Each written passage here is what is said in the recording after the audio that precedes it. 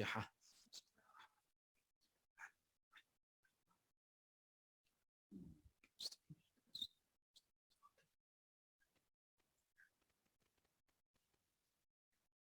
أعوذ بالله من الشيطان الرجيم. بسم الله الرحمن الرحيم. ربي اشرح لي صدري ويسر لي أمري واحلل عقدة من لساني يفقه قولي. الحمد لله رب العالمين، ثم الصلاة والسلام على سيدنا ونبينا وحبيب إله العالمين أبي القاسم محمد. اللهم صل على محمد وآل محمد وعلى آله الطيبين الطاهرين المعصومين، واللعنة على أعدائهم أجمعين من الآن إلى قيام يوم الدين. أما بعد، فقد قال الله تعالى في محكم كتابه الحكيم: بسم الله الرحمن الرحيم: والذين لا يدعون مع الله إلها آخر ولا يقتلون النفس التي حرم الله إلا بالحق ولا يزنون ومن يفعل ذلك يلقى آثاما. آمن بالله، صدق الله العلي العظيم. صلوات على محمد صلى الله عليه وسلم. Your second salawat for love of Muhammad wa Ali Muhammad. صلى على محمد وآل محمد. And your loudest salawat to hasten the master of our time, صاحب العصر والزمان. اللهم صل على محمد وآل محمد. أعظم الله أجورنا وأجوركم بذكرنا المساء بآل محمد. May Allah increase in our reward for commemorating the difficulties of Ali Muhammad. Our discussion around the sixth characteristic of those who are Ibadur Rahman, we spent yesterday talking about وَالَّذِينَ لَا يَدْعُونَ مَعَ اللَّهِ إِلَهًا آخَرَ. That there are those who do not call upon anyone other than Allah, or they do not call upon another God along with Allah. And we talked about the importance of this tawheed and spending the time to invest in understanding what does the term mean when we say La ilaha illallah. And we said that the characteristics of Allah and understanding of Allah is not something that is a simple, straightforward process or procedure that we can just assume is a simple factor that we accept and we move on with, but rather it is something that is a depth of knowledge and an ocean that we need to ponder over, and we need to invest time. And the more time that we invest in it, the better and closer that we get to Allah, and the better that we understand what it is that Allah wants from us. To further this, that this isn't my idea that I'm presenting to you, there are attributes that we know that are present. One, for example, is that Allah Himself, when we look at the most powerful verses in the Quran, and we ask what is the most powerful verse in the Quran, where it's explained to us that it's this Ayat al-Kursi. Ayat al-Kursi in its most basic format, verse number 255 of Surah Al-Baqarah and 56 and 57, elaborates and details over 12 unique attributes of Allah that we recognize Him by, which is another conversation within itself. But this Ayat al-Kursi that talks about Allah and describes Allah to us is the most powerful verse of the Quran, such that our Holy Prophet Rasulullah sallallahu alayhi wa sallam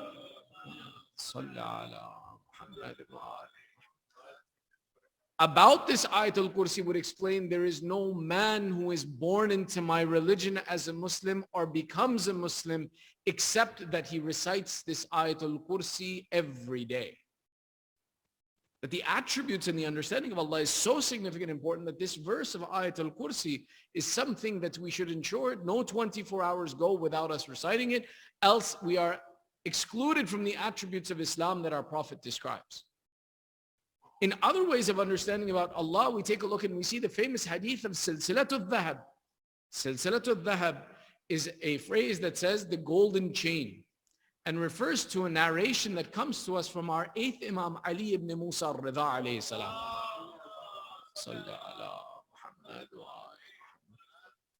When Imam Rida was on his way, when he was being taken forcefully from the city of Medina to Tus, to Khurasan, that along the way he stops and the people ask him to give a narration or give them some narration that from his grandfather, the Holy Prophet.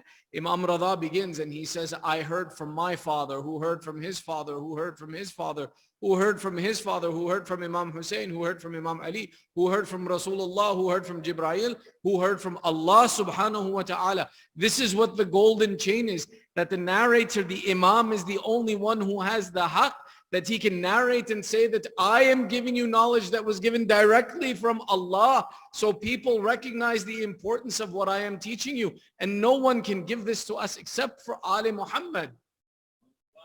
No one can give this. The status of Ali Muhammad is such, if we're on the moment, we'll stop for a second. At the shahadat of our fifth Imam, one of the mukhalifeen, one of the people who didn't accept the imamat of Imam al-Baqir, came to pay his respects to Imam Baqir. He came to Imam Sadiq to pay his respects on the shahadat of Imam al-Baqir. This man, when he comes and he sits with Imam Sadiq to give the ta'rif of his father, that he respected and honored his father, he says, it's a great loss that we have suffered, that amongst us was someone who, when he said, Qala Rasulullah, we believed what he said, though he had never met Rasulullah. He's explaining this. He's saying that Imam Baqir, his status was such that though he had never met the Prophet, Imam Baqir was born after the shahadat of the Prophet. But he says, when Imam Baqir would say, Qala Rasulullah, we would all accept it. It's such a great loss that we've lost someone who had this ability. They said that Imam Sadiq at this moment bowed his head for a moment and then began to narrate a hadith, Qala Allah subhanahu wa ta'ala. And this man, when he leaves this audience, he says to his friends, how strange a household I have met. The father would quote from Rasulullah without having seen him. Imam Sadiq, his son, now quotes from Allah without having seen him. Sallu ala Muhammad wa ala Muhammad.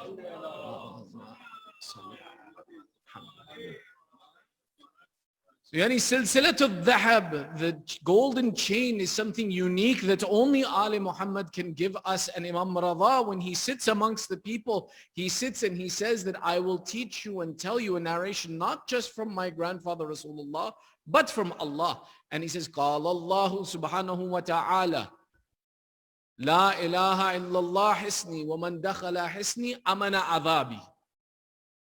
The narration from Allah himself that he explains, he says clearly, he says, Allah has said that La ilaha illallah is my fortress, and whoever enters my fortress is protected from my punishment. When we talk about the idea, وَالَّذِينَ لَا يَدْعُونَ مَعَ اللَّهِ إِلَهًا آخَرَ, that there are those who don't worship anyone along with Allah, they don't call to anyone other than Allah. This hadith itself tells us the importance that we need to understand what does this La ilaha illallah mean, because if we could understand this La ilaha illallah, we would be protected from the punishment of Allah and there would be no adhab upon us. The Imam continues further though. This is where, for the mu'mineen, it's where they need to be well educated. He says, وَنَحْنُ مِن شُرُوتِ لَا إِلَهَ إِلَّا اللَّهِ. And we are from amongst the conditions of La ilaha illallah. To say that you believe in La ilaha illallah is that you accept us and our wilayah to be a part of La ilaha illallah. Now the question comes, if the Imam is telling you that he is the condition of La ilaha illallah, and to believe in the Imamat is to understand the truth of La ilaha illallah, who can make the claim then that calling an Imam or calling a wali of Allah is shirk with Allah? You can't call the Imam except that you know who Allah is. Those who claim that calling an Imam for assistance is shirk, they haven't understood the mansab of La ilaha illallah. Because an Imam is the authority of Allah. To believe in the Imam is to believe in La ilaha illallah. But then, I don't know if you guys are getting there or not, but there's the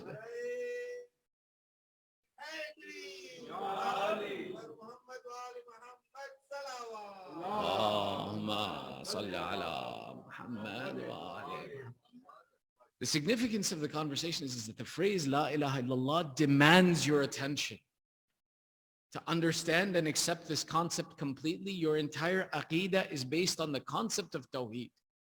If I can understand Tawheed, then there is no way for me to disprove or stay away from Nabuwwat, not Wilayat, not Qiyamat, not justice. Everything relies on the fundamental of me coming to the understanding of La ilaha illallah. When the Imam says that one who believes in La ilaha illallah is protected from the punishment of Allah, it means that this entire statement, correctly understood, encapsulates everything that is within faith, everything that Allah wants you to achieve in this life.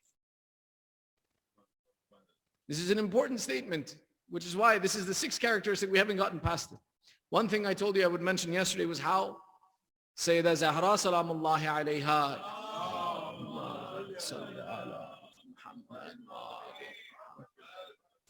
has characterized Allah in a way that no other ma'soom has. The speech of Sayyidah Zahra is unlike the speech of any other ma'soom, where she says, in the description of Allah, she says, ابتدع الأشياء لا من شيء كان قبلها وأنشأها بلا احتضاء أمثلة امتثالها. This description of how she describes the creation, of how Allah brought things into creation, no Imam used a similar description to describe the attributes of Allah. She says that He is the one who began the creation. لا من شيء كان قبلها. He is the one who originated things from nothing that existed before them. Nor did He use anything as an example and that He followed this example to bring it into creation. The idea of the terminology and the vocabulary that Sayyidah Zahra uses creates for us a more clear image to understand. When she says, La min shay'in, not from anything that existed before it, gives an explanation, an image that we can say that us as someone who creates, one, we use material, that there is something that exists that's used to bring into creation something else. Whether we use wood, we use metal, we use plastic, we use glass. There is a material that is utilized for the existence. Sayyidah Zahra is explaining that there was nothing. There is no material that can be traced that existed, that Allah used this material to bring anything that He brought into existence. And then she continues further. She says, not only was there nothing that Allah made into something, but He made it into something that there was no example of before either. That it was something that no one could have imagined or dreamed of. No one had ever thought of this item before Allah created it. Allahu Akbar. Ya Rasulullah. Ya Ali.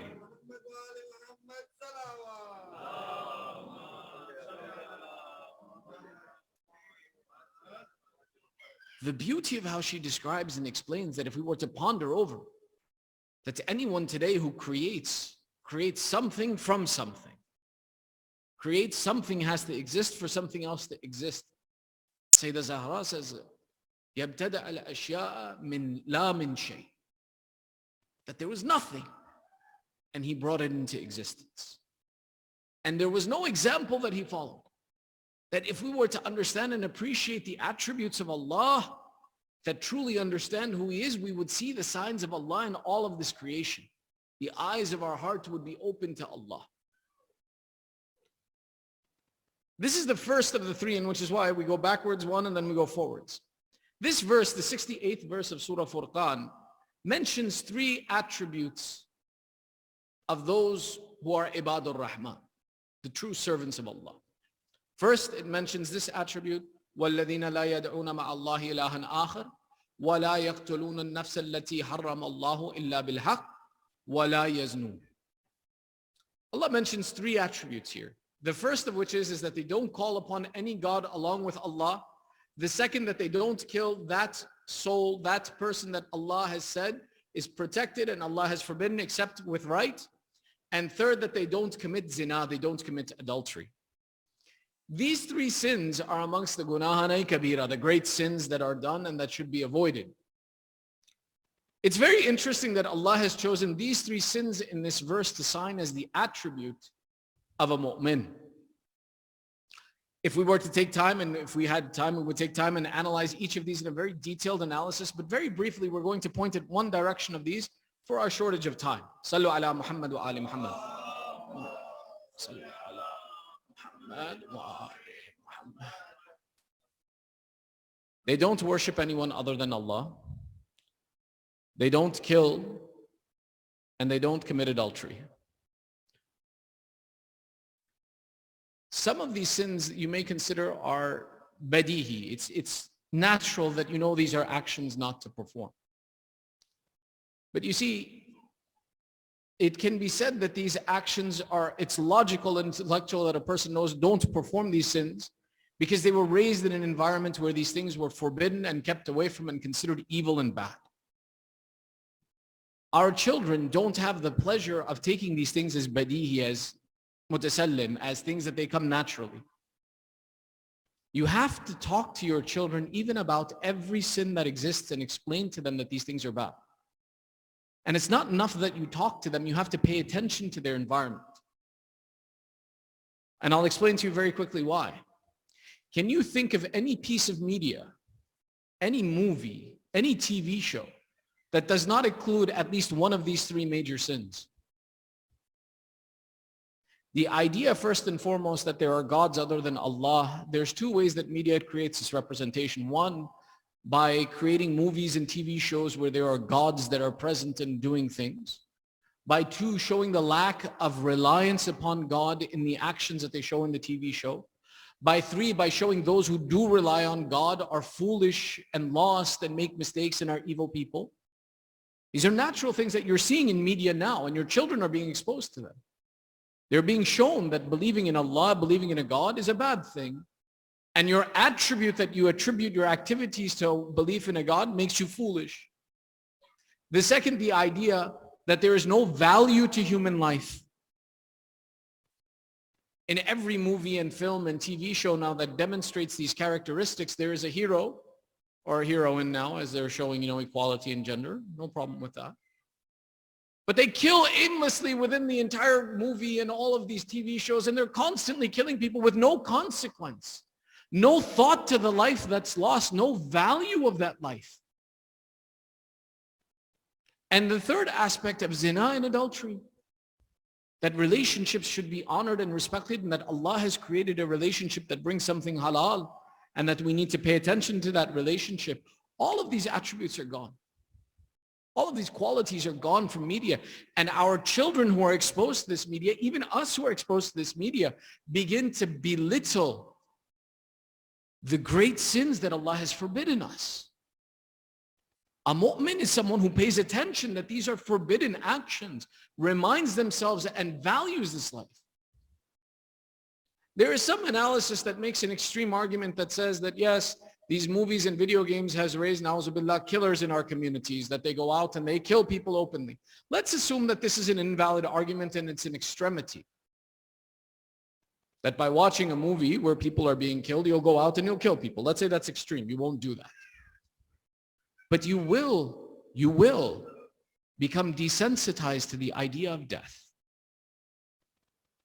You will lose the value of humanity and human life. And our communities and our societies, we've become immune to the loss of human life. Every day around the world, we hear about murder. We hear about the killing of people. We hear about extreme violence against people. We hear about natural disasters. And yet we go on with our day as if nothing happened. That we are unaffected. We don't want to change the policies in our communities, in our society, in our government. Our government can kill millions of people, which they have. And yet we don't hold them accountable for this action. Why? Because we've been desensitized to the idea of death. We've lost the value of human life. We've lost the appreciation for humanity. Disasters happen. This virus happened in our own communities. This waba befell us. Thousands upon thousands died in our own country. We did not hold anyone accountable that you made bad decisions, you caused people harm. No. We're okay with it. People died. As long as it wasn't me who died, who cares? It wasn't my family that was affected, who cares? The idea of adultery, they have made it so commonplace that the next generation that's coming sees marriage as a bad thing. But what is the need for marriage? These aspects, these sins are things that we have to talk about. We have to address them. We have to educate our children. We can't let them be exposed to media without having an explanation. without going through and explaining to them the harms of what they're being exposed to. The same is true of the other things. For example, alcohol. Alcohol is another major sin. You understand? Okay. قال رسول الله صلى الله عليه وآله وسلم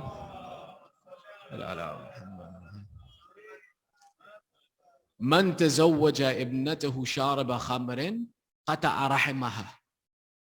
One who marries his daughter to someone, Ya Ali, one who marries his daughter to someone who drinks alcohol has done qatay raham with her, has broken his relationship of the womb with her. You understand how extreme that is? That's breaking the relationship that Allah made by marrying your daughter to someone who drinks alcohol. Yet in our communities, in our centers, if we're not talking about this being a sin, our children are out there in a community and an environment that take a look and see how they advertise about alcohol. It's refreshing. It's wonderful. Na'udhu billah. It's the best thing you can have. Children in their classes are interested in these items, are thinking about them, wanting them, and your children are exposed to this. You can't assume that these things that Allah has forbidden, your children would automatically know that Allah has forbidden them, khalas. Or that it's the responsibility of the madrasa or the maulana to ensure that your child doesn't perform these sins. No, it is your lineage. These are your children. This is your akhirah. This is your investment that you're leaving behind. You have to ensure that if I want my child to be a dentist, I want my child to be a doctor, I want my child to be an engineer, do I also want him to be a Muslim? I have to take that responsibility. When Allah is making this statement and describing Ibadur Rahman, لا يدعون مع الله إلها آخر ولا يقتلون النفس التي حرم الله إلا بالحق ولا يزنون. Don't take it for granted. Bale, we know this. It's okay. We know. I don't know why Allah is repeating this. No, the severity of this point in being repeated and described, that Ibadur Rahman, that the true servants of Allah don't perform these actions, is a reflection that in times in this world, people will perform these actions as if there's nothing wrong with them.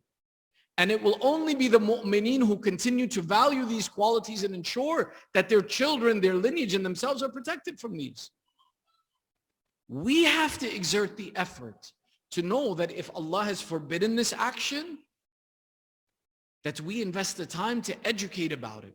We invest the time to prepare our children and to know and not to take lightly.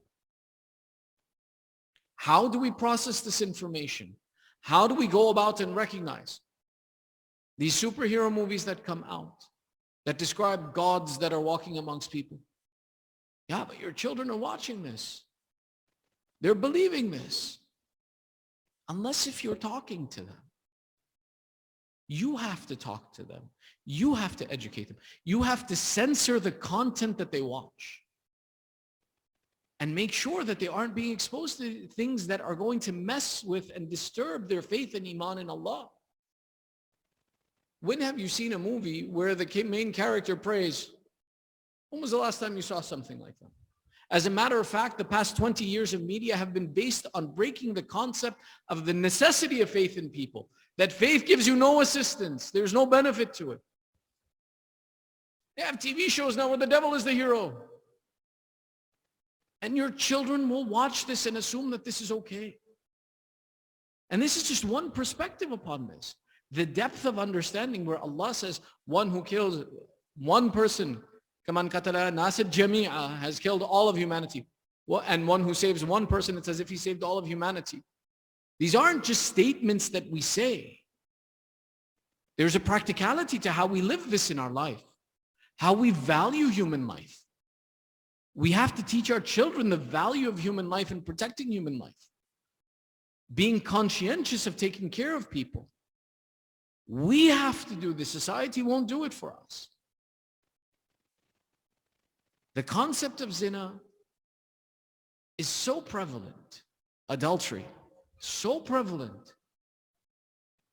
And if you're not talking to your children, they're absorbing it. Now children, the TV shows, even for children, little children, they have love stories in them. They talk about boyfriend, girlfriend from early ages. When Allah makes the statement in the Quran, وَمِنْ آيَاتِهِ أَنْ خَلَقَ لَكُم مِّنْ أَنفُسِكُمْ أَزْوَاجًا لِتَسْكُنُوا عَلَيْهَا وَجَعَلَ بَيْنَكُم مَّوَدَّةً وَالرَّحْمَةً. This concept of love, when Allah says, and I created for you as a sign, and one of the signs of Allah is that He created for you partners from amongst yourself, لِتَسْكُنُوا إِلَيْهَا, that you find peace in them, وَجَعَلَ بَيْنَكُم مَّوَدَّةً وَرَحْمَةً, and place between you love and mercy. You have to talk to your children. Love is not something that comes before marriage. When Allah says that I made for you partners, I made for you spouses, then I placed love between you. The love that Allah wants for you to have is that which comes after marriage. When we tell our children and they say we want to marry for love, this is media that's teaching them this, and that love isn't true love. One of the ulama, he gives a very thorough explanation about this. He says the love before marriage is a selfish love. It's about how the other person makes me feel. It's about how I feel in the company of this person. Whereas the love that Allah places between two people is that love about where I have mercy and caring for my spouse. My measure of love is taking care of my spouse, not how my spouse makes me feel. There's a lengthy discussion about this, about how to choose a spouse, about the attributes of love between couples. But the truth of it is that if we're not talking to our children about what are the characteristics they need to look for in a spouse, how they need to be when they want to get married, how they should treat their spouse, they're learning all of this from media. They're learning all of this from social media, from TV, from all of these things. If we don't talk to our children, and let me tell you something, some of us think that we need to talk to our children about this when they're done with college, when it's time for them to get married. Baba, by the time they get out of college, they already know who they want to marry. They can only give you a name. They can't listen to you anymore about your descriptions. The frightening thing is you need to start to talk to your children about this between the age of 10 and 13. About talking to them that look forward to marriage. Marriage is a good thing for you. What are the types of character? Ask your children, what kind of a person do you want to marry? Ask them to think about what kind of a life you'll have with the person that you marry. Invite them to think about it and talk to you about it so that you can protect them from these things. If we're not doing this, society is telling them marriage is bad, do it much later. It's not a good thing to get married right away. Go out, have some fun, live your life. Know who you are as a person before you get married. This is not the values of Islam. These sins that Allah is mentioning are those things that society easily corrupts in our minds. And our culture, especially our culture that is exporting media around the world and is changing the culture of the world right now, you're sitting in the middle of it. We're going to be the first one to lose our next generations. If we're not talking about these issues, if we're not talking about the difference between the values that Islam promotes and the values that the society accepts. When we talk about the negative aspects of this culture, it's because people who were uneducated were given the freedom to fulfill their desires. In this, there's a hadith of Amir al-Mu'mineen Ali ibn Abi Talib alayhi salam. Salli ala Muhammad wa ali Muhammad wa. Where he explains, he says, Allah created animals with desires and anger, but no intellect. And Allah created angels with intellect, but no desires and no anger. And He created man with all of these, intellect, desires, and anger. Shahawat wal ghadab. And He further explains, He says, when man prefers his intellect over his desires and his anger, he becomes better than the angels. And when he prefers his desires and his anger over his intellect, he becomes worse than the animals. In our culture, in the society that we live in, the concept that is always presented is follow your desires. Follow your emotions. Be happy. without consequence to what that means. Allah has given us all of these attributes, and all of these attributes are necessary for man. Without anger, that is a bad thing for man as well too. Anger should exist within a human being. It keeps them, and there's an entire discussion around this, but it's one of the necessities of man. Desire is one of the good things that a man possesses, and to have it is a good thing. But in the aspect where the intellect and the religion dictates that this is halal, follow this, and this is haram, stay away from this. If we were to leave these desires and these anger open without any intellectual authority behind it, we would be worse than an animal. And if we prefer our intellect and we choose our intellect and control our anger and our desires, we become better than the malaika. This is what we want to achieve when we say that we are ashraf al-makhluqat, the best of Allah's creation. It's because we have chosen our intellect over our desires and our anger.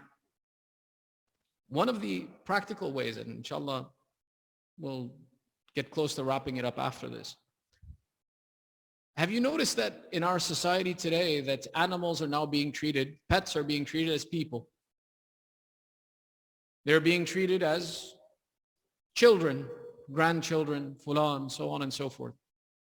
First and foremost, those who are older recognize that maybe 20, 30 years ago, media itself used to represent that someone who loved their animal like a child was crazy. It was a joke that someone should love an animal like a child.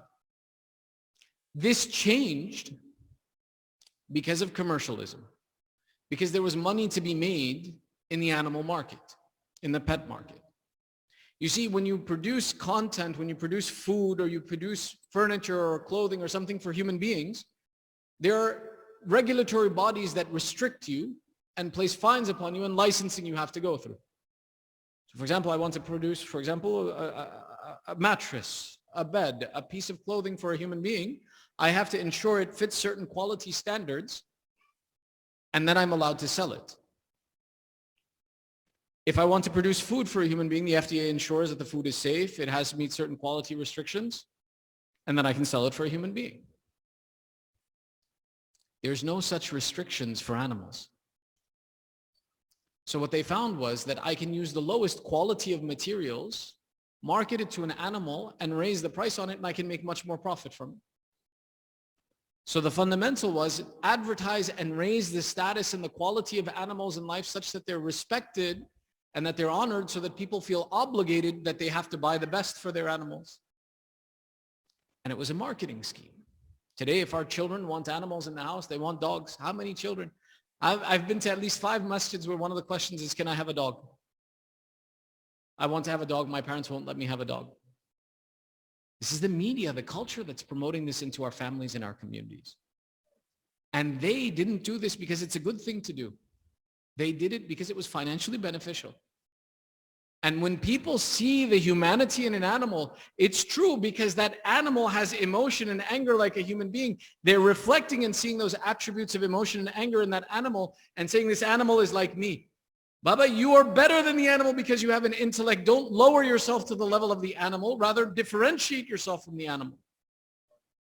We've lost this process of thinking because of the influence of the capitalistic and the culture that we live in.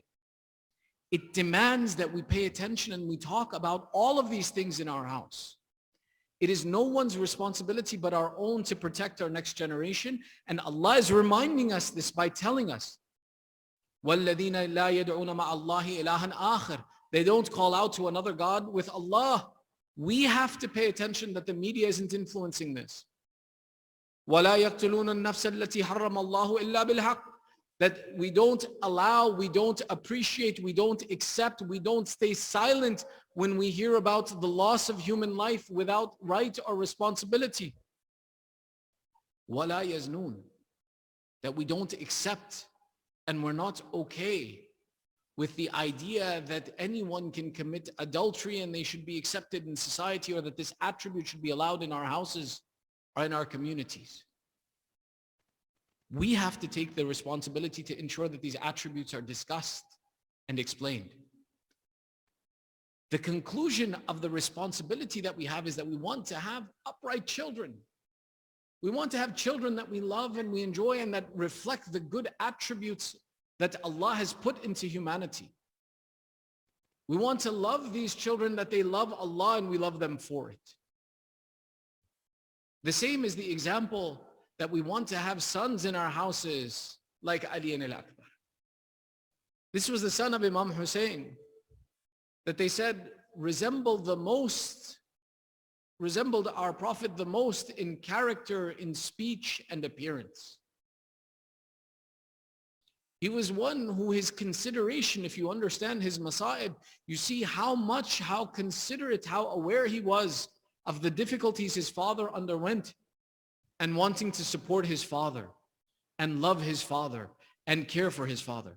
There are certain statements in the masa'ib of Ali al-Akbar that if you pay attention to them, you see the consideration, the love and how he adored his father.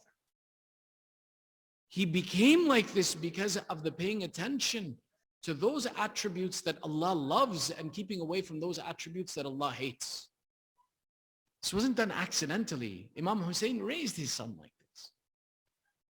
There's some narrations that my teacher would quote. He says that there are narrations that say that Layla would explain how much Abu Abdullah loved Ali al-Akbar. That she says when Ali al-Akbar was born and he was in his cradle, one night I woke up to look at the child and I found a shadowy figure cast over the cradle and I became afraid. And Layla says, I called out, who is this? Abu Abdullah said, Layla, it is I, Hussain. I am just looking at my son Akbar. He is the coolness of my eyes in his cradle. This Akbar was the one who on the day of Ashura, it's narrated that after the companions had been spent, Akbar was the first one to go and fight because he said, Father, I have seen how they have disrespected you. From morning, I have been seeing your companions falling in battle and you running to them in the field and this enemy has been bothering you all day. Father, my blood boils. Allow me the permission to be the first to go and to fight and to show them that us Banu Hashim are honored and respected and we are feared warriors in the battlefield.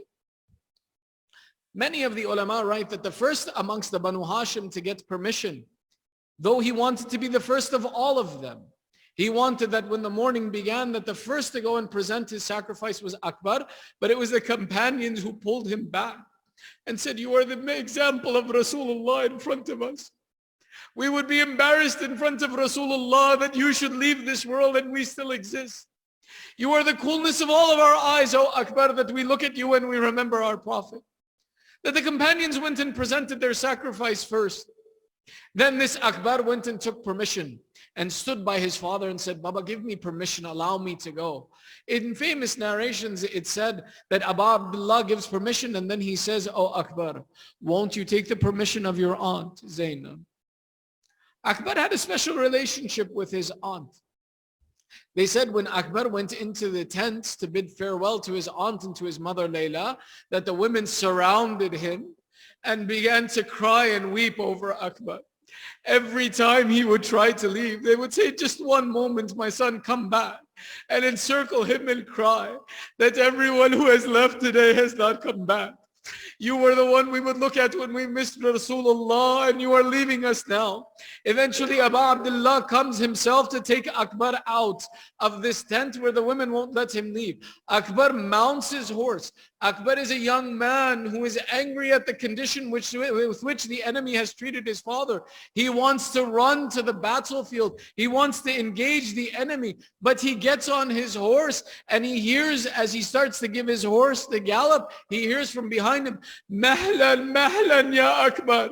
Slow down, O Akbar. He turns back and he sees as his horse runs forward, Abu Abdullah is running behind the horse. He says, Baba, I bid farewell to you. Allow me now to go. He says, oh Akbar, if you had a son like you, you would know how difficult this is for me. Akbar, do me one favor. As you go to the battlefield, turn your face and look at me that I may look at you. Akbar gets more frustrated by seeing the difficulty of his father.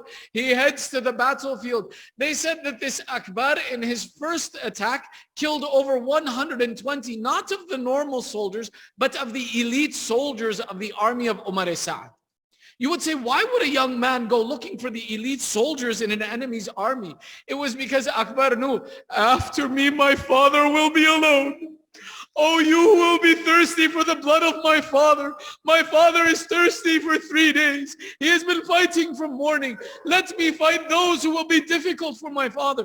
He went looking for the champions in such a way that at one point in time, Aba Abdullah, he seems worried. Layla looks at the face of Hussain. She says, Aba Abdullah, why do I see you worried? He says, oh Layla, go and pray to Allah that he returns Akbar to me. She says, has he been injured? He says, no. But my young son who is thirsty for 3 days is fighting a champion of that army that I worry. How can my son win? Layla sits on the musalla and calls out, Ya man rada Yusuf ila Yaqub. Oh Allah who returned Yusuf to his father Yaqub, I am not praying for you to return my son to me. Return this Akbar to his lonely father that he may look upon him. Akbar alhamdulillah wins against this champion. It said he killed 120 of the champions of that army. He returned to his father. There are two ways this conversation goes. One, oh my son, I have seen you battling valiantly. I have seen you fighting greatly. And the son replies, Baba, if I had some water, you would have seen how Akbar fights. The other is that son now needs to bid farewell to his father. His energy has been sapped through his battles. But how does a son tell his father, Baba, I am going for shahadat now, I won't come back again? Akbar says, Baba, this armor is cutting into my skin. Thirst is killing me. Baba, understand from what I'm saying, Akbar will not come back again. Abu Abdullah, loving his son, says, oh Akbar, soon your grandfather will give you a drink from the pool of Kawthar. But in the meantime, see, oh Akbar, take my tongue in your mouth. Maybe you find some relief. Akbar, famously the narration say, Akbar takes the tongue of Abu Abdullah in his mouth. He cries out, Baba, your condition is worse than mine. You are thirstier than me. Abu Abdullah in this way bids farewell to his son. They said, Akbar returned to the battlefield. After seeing the condition of his father, he became even more aggravated and killed 80 of the champions. They described and they said that Akbar killed over 200 of the soldiers of Umar Asad, to the point where the army was running in fear as he would approach. And they would say, how can we attack him? When he comes to us, we see the nur of Rasulullah from his face. We become embarrassed that how can I raise this sword upon that who reminds me of the Prophet? Eventually they began to encircle Ali al-Akbar, and one mal'oon by the name of Marrah called out, the curse of the Arab upon me, if I don't make his father weep over him. They said, oh Marrah, your condition is the same as us. When you see his face, you become frozen by looking upon him. Marrah says, then I will attack him from behind. There are two narrations. One that says Marrah threw a spear that hit Akbar in the back. He fell forward on his horse. Now remember this narration when you remember that Abu Abdullah pulls a spear from the chest of his son. The other narration says that Marrah struck him upon the head with a mace. Ali ibn Akbar fell forward on his horse. The blood filled the eyes of the horse. The horse carried Akbar into the enemy army. That army that was running in fear now came forward and began to cut the body of Akbar. Make sure he does not get up again and come back to us. Akbar calls out, Alayka minni salam ya bata. Every shaheed said, Salamu alayka ya Abu Abdullah, for which Abu Abdullah had to reply. Akbar says, replying to the salam of his son will be difficult for my father. I give him a salam for where there is no answer. Hearing this call, Abu Abdullah runs to the field, to the left of the field. Zainab calls out, Abu Abdullah, where are you going? Ali calls you from the right, you run to the left. Abu Abdullah replies, La tulumuni. When I heard him call, the light of my eyes has left me. Abu Abdullah does not know where to go in the battlefield. They said Imam al-Hussain came upon the body of Akbar. They said that the enemy had surrounded the body of Akbar and were waiting to see, how does an old man bid farewell to his grown son? They stood in their saddles watching. They said Abu Abdullah came upon this boy When his soul left, Abu Abdullah presses his cheek to the cheek of Akbar. When he cannot find comfort, they said, we saw Abu Abdullah lie in the field of Karbala. Raise the body of Akbar, hug it to his chest in the field of Karbala. In this condition, they said, Zainab comes and says, oh Hussein, are you okay? Abu Abdullah replies, Zainab, Hussein is alive. Why have you come out? She says, brother, I worried the loss of a grown son, that maybe it had taken too much grief from your heart. I came to support you. Abu Abdullah said, return to the tents. They said that Abu Abdullah carried every shaheed back, and 40 times he tried to carry the body of Akbar back. When he could not find the strength, this is the one shaheed that he called out, O Banu Hashim, come and collect your brother. Hussein has no strength left. ألا لعنة الله على القوم الظالمين وسيعلم الذين ظلموا أي منقلب ينقلبون